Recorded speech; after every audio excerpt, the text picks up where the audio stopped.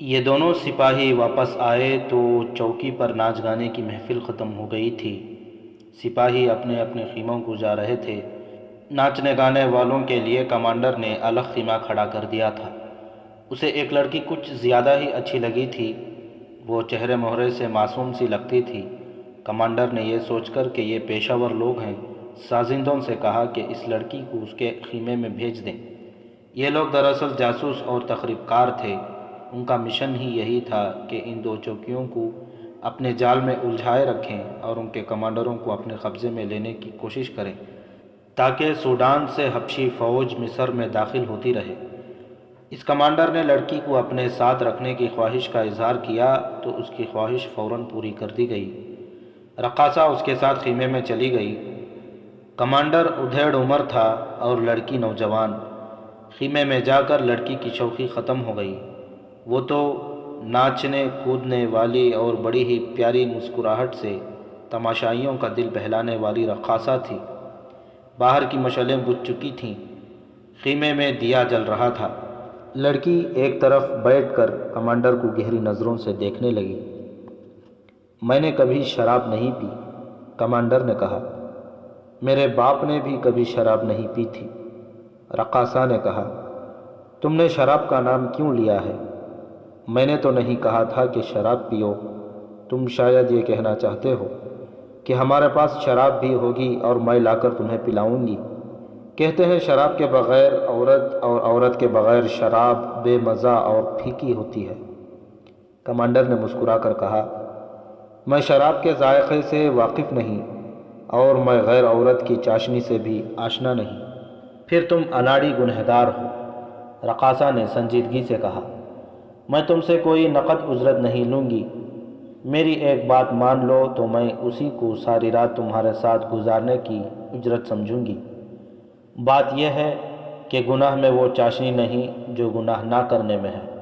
تم مرد ہو، اس تنہائی میں جب ایک جوان لڑکی تمہارے پاس ہے، تمہیں میری یہ بات عجیب لگے گی۔ تم میری بات مانو گے نہیں۔ ذرا غور کرو، تمہارا چہرہ بتا رہا ہے کہ تم نے آج پہلی بار گناہ کا ارادہ کیا ہے۔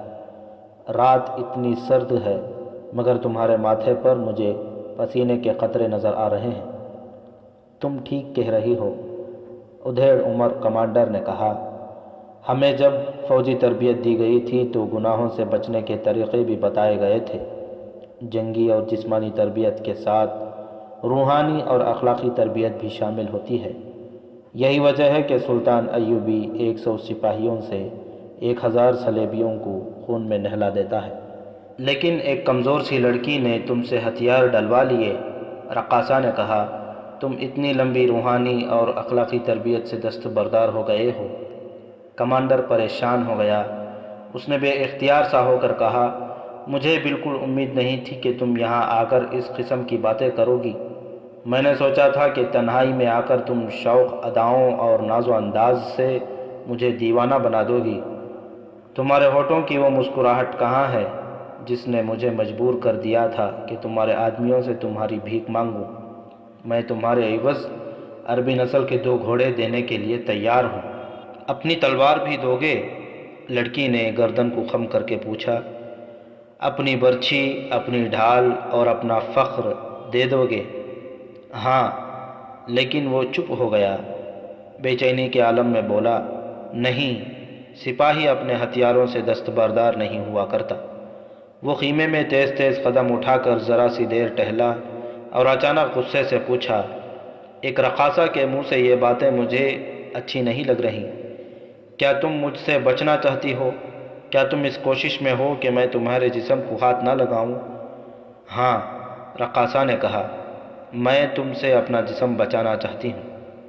کیا تم اپنے جسم کو پاک سمجھتی ہو؟ نہیں، رقاصہ نے کہا، میں اپنے جسم کو ناپاک سمجھتی ہوں۔ میں تمہارے جسم کو ناپاک نہیں کرنا چاہتی۔ کمانڈر کی عقل میں یہ بات نہ پڑی۔ وہ احمقوں کی طرح منہ کھولے ہوئے رقاصہ کو دیکھنے لگا۔ رقاصہ نے کہا، کوئی بیٹی اپنے باپ کے جسم کو ناپاک نہیں کرنا چاہتی۔ اوہ، کمانڈر نے آہ بھر کر کہا، میں بوڑھا ہوں، تم جوان ہو۔ وہ بیٹھ گیا اور اس نے سر جھکا لیا۔ رقاصہ نے آگے بڑھ کر اس کے گال ہاتھوں میں تھام کر اس کا سر اوپر اٹھایا اور کہا، اتنا مایوس ہونے کی ضرورت نہیں، میں کہیں بھاگ نہیں چلی، تمہیں کوئی دھوکہ نہیں دے رہی۔ اگر تم صرف مرد کے روپ میں رہنا پسند کرتے ہو تو میں رقاصہ اور فاحشہ بنی رہوں گی، پھر میں کہوں گی کہ ایک اور مرد سے واسطہ پڑا ہے جس پر خدا نے لعنت بھیجی تھی۔ میں تمہیں باپ کے روپ میں دیکھ رہی ہوں، میری ایک دو باتیں سن لو، پھر جو جی میں آئے کرنا، میں پتھر بن جاؤں گی، تم اس کے ساتھ کھیلتے رہنا۔ تمہاری بیٹی ہے؟ ایک ہے، کمانڈر نے جواب دیا۔ اس کی عمر کتنی ہے؟ 12 سال۔ اگر تم مر جاؤ اور تمہاری بیوی غربت سے تنگ آ کر تمہاری بیٹی کو ناچنے گانے والوں کے ہاتھ فروخت کر دے تو تمہاری روح کا کیا حشر ہوگا؟ ان صحراؤں میں اور ان پہاڑوں میں بھٹکتی اور چیختی نہیں رہے گی۔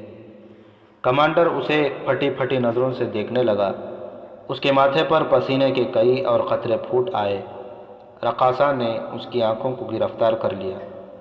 ذرا تصور میں لاؤ، رقاصہ نے کہا، تم مر گئے ہو اور تمہاری بیٹی ایک گنہگار مرد کے ساتھ خیمے میں بیٹھی ہے اور وہ مرد اسے کہہ رہا ہے کہ شراب لاؤ، شراب کے بغیر عورت بے مزہ اور پھیکی ہوتی ہے۔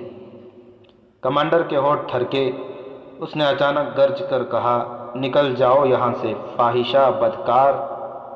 لڑکی نے آہ بھری اور کہا، اگر میرا باپ زندہ ہوتا تو وہ مجھے تمہارے خیمے میں دیکھ کر مجھے بھی اور تمہیں بھی قتل کر دیتا۔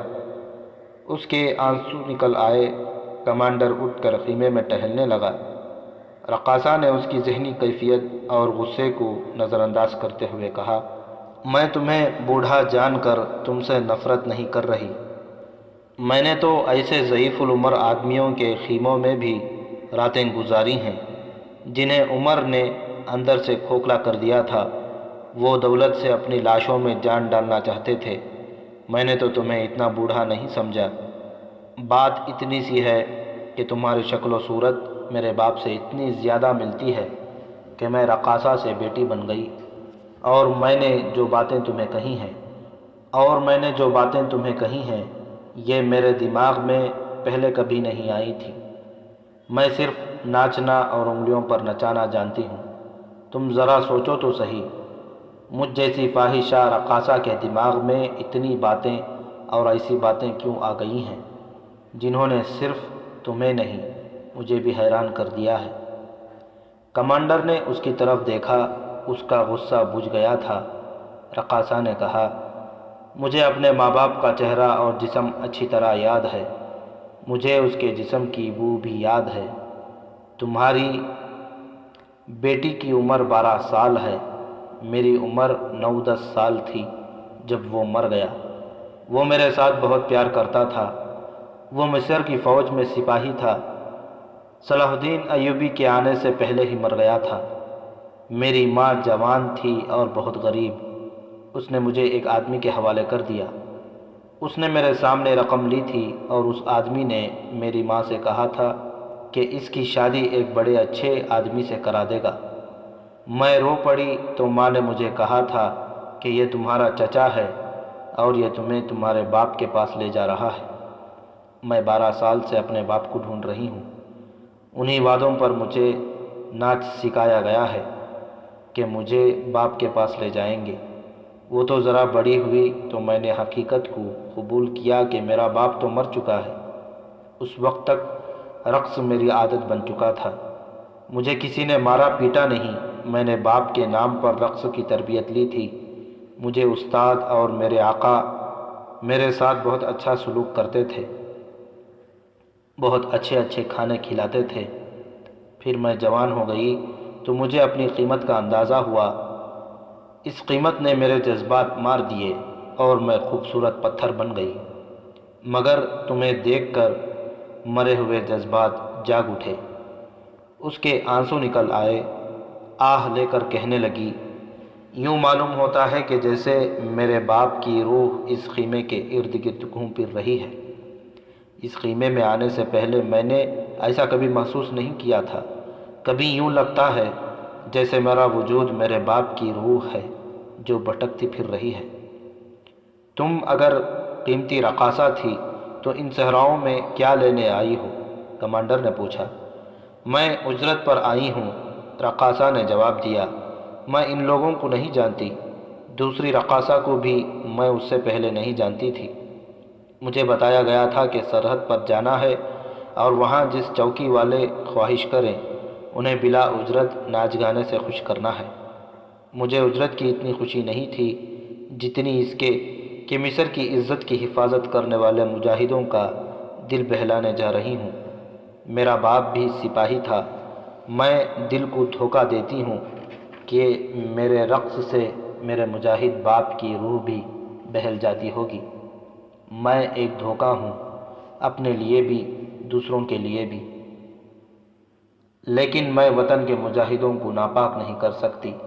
پچھلی چوکی والے کمانڈر نے مجھے اپنے خیمے میں بلایا تھا، میں نے انکار کر دیا تھا۔ تمہارے پاس صرف اس لیے آ گئی ہوں کہ تمہارے چہرے مہرے اور قد کاٹ میں مجھے اپنا باپ نظر آیا تھا۔ رقاصہ اس کے سامنے دو زانوں بیٹھ گئی، کمانڈر کا ہاتھ اپنے ہاتھوں میں لے کر آنکھوں سے لگایا، پھر چوما۔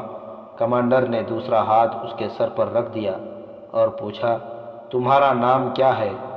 میرے آقا مجھے برق کہتے ہیں، رقاصہ نے جواب دیا۔ باپ مجھے زہرہ کہا کرتا تھا۔ جاؤ زہرہ، کمانڈر نے ایسے پیار سے کہا جس میں شفقت تھی، اپنے خیمے میں چلی جاؤ۔ تم سو جاؤ، زہرہ نے کہا۔ تم سو جاؤ گے تو چلی جاؤں گی۔ رات گزرتی جا رہی تھی، سازندوں میں سے دو اپنے خیموں میں جاگ رہے تھے، دوسری رقاصہ اور باقی سازندے گہری نیند سوئے ہوئے تھے۔ جاگنے والوں میں سے ایک نے دوسرے سے کہا، ہمارا طریقہ صحیح معلوم نہیں ہوتا، ہم ان لڑکیوں کو یہ کہہ کر ساتھ لائے تھے کہ ناچ گانے سے فوجیوں کا دل بہلانے جا رہے ہیں، ضرورت یہ تھی کہ ان لڑکیوں کو بتا دیتے کہ ہمارا اصل مقصد کیا ہے۔ کسی رقاصہ پر بھروسہ نہیں کیا جا سکتا، دوسرے نے کہا۔ یہ لڑکی جو کمانڈر کے خیمے میں ہے، جذبات میں آ کر الگ تھلگ انعام لے کر اسے بتا سکتی ہے کہ ہم سرحدی چوکیوں کے لیے دھوکہ اور فریب بن کر آئے ہیں۔ ہمیں اپنا راز کسی رقاصہ کو نہیں دینا چاہیے۔ ان دونوں کو اپنی اجرت سے غرض ہے، ہم انہیں منہ مانگی اجرت دے چکے ہیں، ہمارا کام ہو گیا ہے۔ اگر ہم نے اسے بتا دیا ہوتا کہ ہمارا مقصد کیا ہے تو یہ لڑکی اس کمانڈر کو اچھی طرح اندھا کر لیتی، اور یہ بھی ممکن تھا کہ اسے اس حد تک پھانس لیتی کہ اس کی مدد سے ہم حبشیوں کو اندر لے آتے۔ ہمارے استاد ہم سے زیادہ عقل رکھتے ہیں، یہ لڑکیاں ہمارے ہتھیار ہیں، ہتھیاروں کو کبھی کسی نے ہمراز نہیں بنایا۔ کمانڈر کے خیمے میں یہ حالت تھی کہ کمانڈر اس اطمینان کے ساتھ سو گیا تھا کہ رقاصہ نے اسے گناہ سے صاف بچا لیا اور اس کے سینے میں باپ کو بیدار کر دیا تھا۔ رقاصہ اسے بہت دیر دیکھتی رہی۔ کمانڈر کا چہرہ جب رقاصہ کے آنسو سے چھپ گیا، وہ خیمے سے نکل گئی، اپنے خیمے میں گئی اور سو گئی۔ رات کی ایک ہی ساعت رہتی تھی جو گزر گئی۔ ناچنے گانے والے جاگے تو سورج اوپر آ گیا تھا۔ لڑکیوں کو معلوم ہی نہیں تھا کہ انہیں کہاں جانا ہے۔ سازندے انہیں اپنے ساتھ لے جانے لگے تو کمانڈر باہر کھڑا تھا۔ زہرہ دوڑ کر اس تک گئی اور کہا، میرے سر پر ہاتھ رکھو۔ کمانڈر نے اس کے سر پر ہاتھ رکھا تو زہرہ نے اس کا دوسرا ہاتھ پکڑ کر آنکھوں سے لگایا اور وہ بھیگی آنکھوں سے اس سے رخصت ہو گئی۔ وہ دریا کی طرف چلے گئے۔ کہیں سے دو شتر سوار آئے، وہ اونٹوں سے اترے، اونٹوں کو بٹھایا، دونوں لڑکیوں کو سوار کیا اور چل پڑے۔ یہ شتر سوار اسی گروہ کے افراد تھے جو قریب ہی کہیں ان کے انتظار میں چھپے ہوئے تھے۔ یہ گروہ اس جگہ پہنچا جہاں تاجروں کا قافلہ 4 لڑکیوں کے ساتھ خیمہ زن تھا۔ یہ دونوں گروہ ایک دوسرے کو یوں ملے جیسے اجنبی ہوں۔ لڑکیاں ناچنے والی لڑکیوں کو مردوں سے الگ دریا کے کنارے لے گئیں۔ ان کا مقصد یہی تھا کہ انہیں مردوں سے الگ کر دیا جائے۔ چاروں لڑکیوں نے زہرہ اور اس کی ساتھی رقاصہ کو اپنے متعلق بتایا کہ وہ ان آدمیوں کی بہو بیٹیاں ہیں اور سیر کے لیے ان کے ساتھ آئی ہیں۔ ادھر مردوں کی منڈلی میں اصل مشن پر گفتگو ہو رہی تھی۔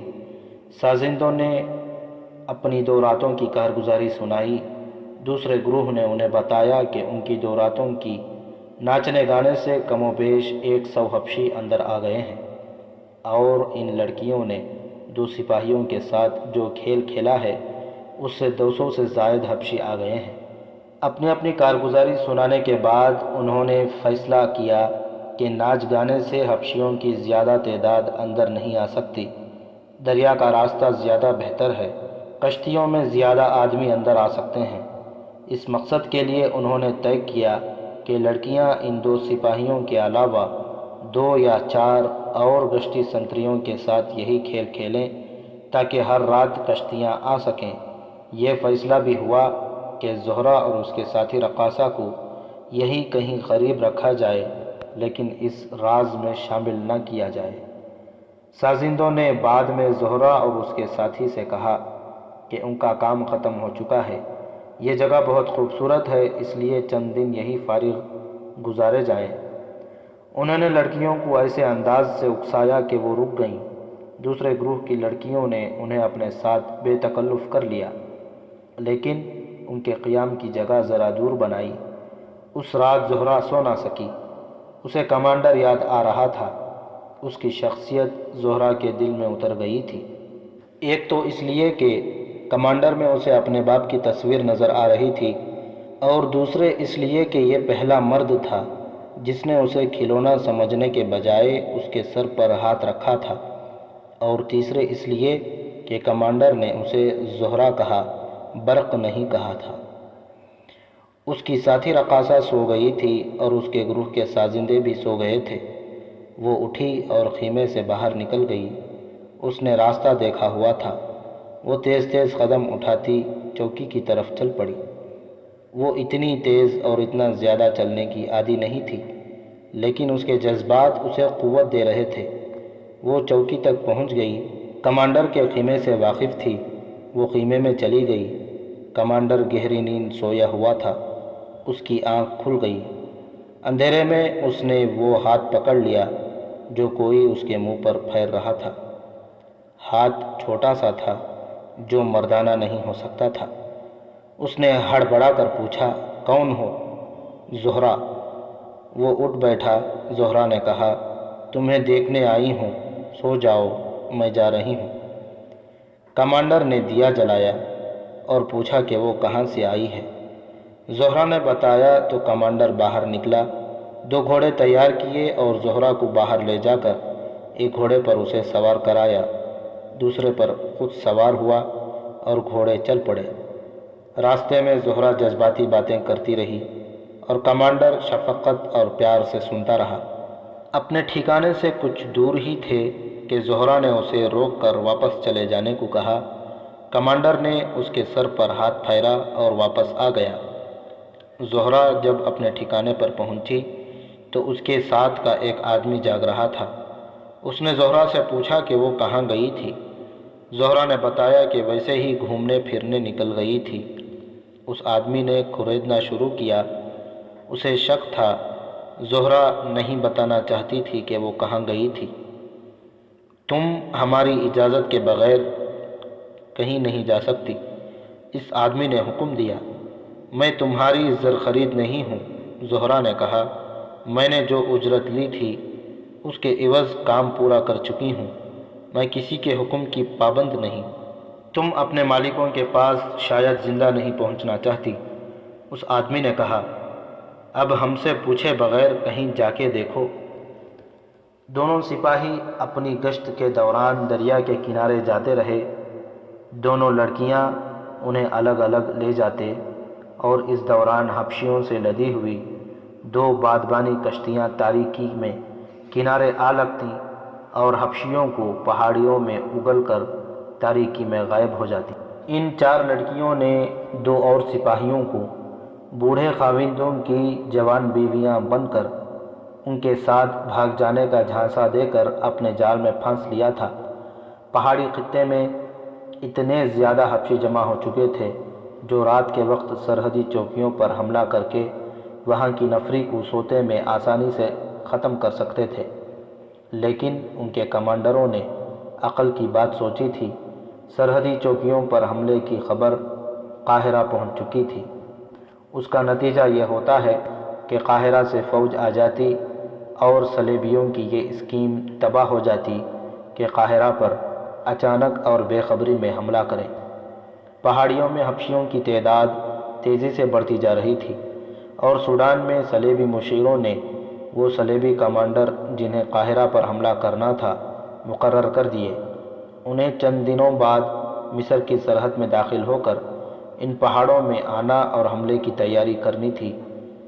سالار القند ابھی تک قاہرہ میں اپنے فرائض سر انجام دے رہا تھا۔ اس کی کسی حرکت سے کسی کو شک نہیں ہوتا تھا۔ وہ بہت بڑی غداری کا مرتکب ہونے والا ہے۔ اسے رات کو گھر میں پوری رپورٹ مل جاتی تھی کہ کتنے حبشی گزشتہ رات آ چکے ہیں اور ان کی تعداد کتنی ہو گئی ہے۔ حملے کی قیادت اسی کو کرنی تھی۔ اس نے پلان تیار کر لیا تھا۔ حبشی ہزاروں کی تعداد میں اکٹھے ہو گئے تو انہوں نے اپنے مذہب کا مسئلہ کھڑا کر دیا۔ پہلے وہ آپس میں خسر پھسر کرتے تھے۔ ان کا مطالبہ یہ تھا کہ انسان کی قربانی دی جائے۔ القند نے وہاں جو آدمی بھیج رکھے تھے انہوں نے انہیں ٹالنے کی کوشش کی، لیکن حبشی اپنے ساتھ جو مذہبی پیشوا لائے تھے وہ ٹلتے نظر نہیں آتے تھے۔ حبشیوں نے انہیں پریشان کرنا شروع کر دیا تھا کہ انسان کی قربانی دو ورنہ وہ واپس چلے جائیں گے۔ مذہبی پیشواؤں سے کہا گیا کہ وہ انہی حبشیوں میں سے کسی کو پکڑ کر ذبح کر دیں، لیکن وہ کہتے تھے کہ یہ قربانی قبول نہیں ہوتی۔ قربانی کے لیے اسی خطے کا انسان ہونا چاہیے جہاں پر حملہ کرنا ہے۔ لڑنے والے لوگ اپنی قربانی نہیں دیا کرتے۔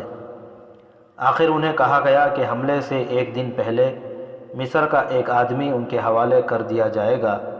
حبشیوں کے پروہت نے کہا، ہمیں وہ انسان ابھی چاہیے، ہم بہت دنوں تک اسے خاص غذا دے کر پالیں گے، اس پر اپنا خاص عمل کریں گے، اپنی عبادت بھی کریں گے، اور ابھی ہمیں یہ حساب بھی کرنا ہے کہ قربانی مرد کی دینی ہے یا عورت کی یا دونوں کی۔ اسی رات القند کو اطلاع دی گئی کہ حبشی قربانی کے لیے انسان مانگتے ہیں۔ القند نے کہا، تو اس میں سوچنے کی کیا بات ہے، کوئی آدمی پکڑو اور ان کے حوالے کر دو۔ لیکن وہ ابھی بتائیں گے کہ انہیں ایک آدمی چاہیے یا ایک عورت یا دونوں۔ ان کا جو بھی مطالبہ ہے پورا کرو، القند نے کہا۔ چند دنوں بعد جب ہم قاہرہ پر حملہ کریں گے تو معلوم نہیں قاہرہ کے کتنے لوگ ہمارے ہاتھوں مارے جائیں گے۔ 2 کو اگر پہلے ہی مار دو گے تو کیا قیامت آ جائے گی۔ القند گہری سوچ میں گم ہو گیا۔ اتنے میں ایک صلیبی اندر آیا۔ اس نے مصری لباس پہن رکھا تھا۔ اندر آتے ہی اس نے مصنوعی داڑھی اتار کر رکھ دی۔ اس نے القند سے پوچھا کہ وہ کیوں پریشان نظر آتا ہے۔ حبشی اپنی رسم پوری کرنا چاہتے ہیں، القند نے جواب دیا۔ وہ ابھی سے انسانی قربانی کا مطالبہ کر رہے ہیں، تو آپ کیا سوچ رہے ہیں؟ میں سوچ رہا ہوں کہ حملے سے ایک دن پہلے ایک آدمی ان کے حوالے کر دیں گے، القند نے جواب دیا۔ نہیں، صلیبی نے کہا، وہ ابھی قربانی دینا چاہتے ہیں تو ابھی ان کی رسم پوری کرنے کا انتظام کریں۔ آپ سوڈان نہیں گئے، ہم ان کے مذہب کے ساتھ کھیل کر انہیں یہاں لا رہے ہیں۔ آپ شاید انسانوں کو استعمال کرنا نہیں جانتے۔ آپ کو صلاح الدین ایوبی نے صرف لڑنا سکھایا ہے۔ انسانوں کو تلوار کے بغیر مارنا ہم صلیبیوں سے سیکھیں۔ دوسروں کے مذہب کو استعمال کریں، ان پر انہی کے مذہب کا جنون غالب کر کے ان کی عقل کو اپنے ہاتھ میں لے لیں۔ ان کی بیہودہ اور بے معنی رسموں کی مخالفت کرنے کے بجائے ان کی پیروی کرو، بلکہ اپنے ہاتھوں یہ رسمیں ادا کرو۔ عام انسان کا ذہن مذہب اور توہم پرستی سے زیادہ متاثر ہوتا ہے۔ ہم نے جتنے مسلمانوں کو اپنے ساتھ ملایا اور صلاح الدین ایوبی کے خلاف استعمال کیا ہے وہ مذہب اور توہم پرستی کے ہتھیاروں سے کیا ہے۔ مسلمان مذہب کے نام پر جلدی ہمارے جال میں آتا ہے۔ یہ حبشی تو جنگلی ہیں، انہیں ہم 1 سال سے زیادہ عرصے سے بے وقوف بنا رہے ہیں۔ سوڈان سے روانگی سے پہلے ہم نے 200 سوڈانیوں کو پکڑ کر ان کے حوالے کیا اور بتایا تھا کہ یہ مصری ہیں۔ انہوں نے انہیں ذبح کیا، تب وہ مصر کی طرف روانہ ہوئے تھے۔ ان سے پوچھو کہ انہیں قربانی کے لیے مرد چاہیے یا عورت؟ القند نے پوچھا، اور آپ کا وہاں چلنا بہت ضروری ہے؟